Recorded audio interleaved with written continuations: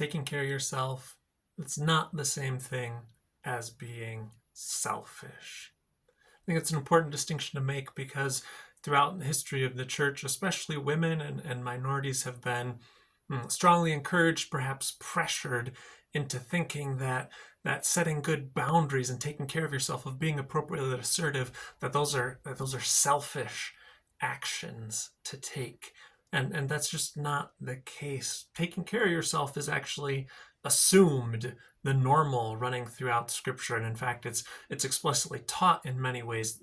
Notably, the entirety of wisdom literature deals a lot with taking care of yourself in wise ways, living as a wise member of the community.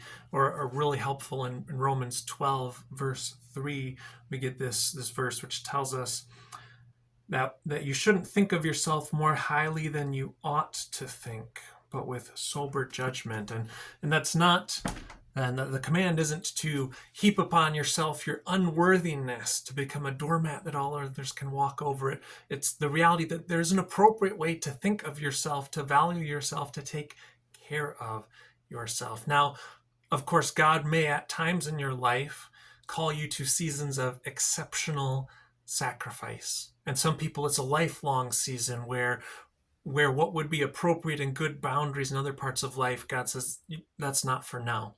It's time for you to give of yourself in ways that hurt, and to keep giving and keep giving.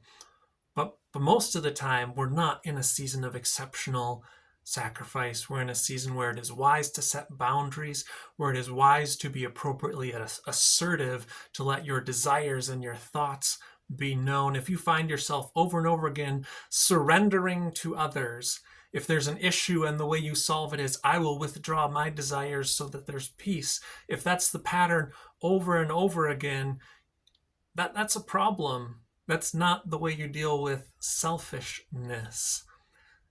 It's appropriate to have boundaries.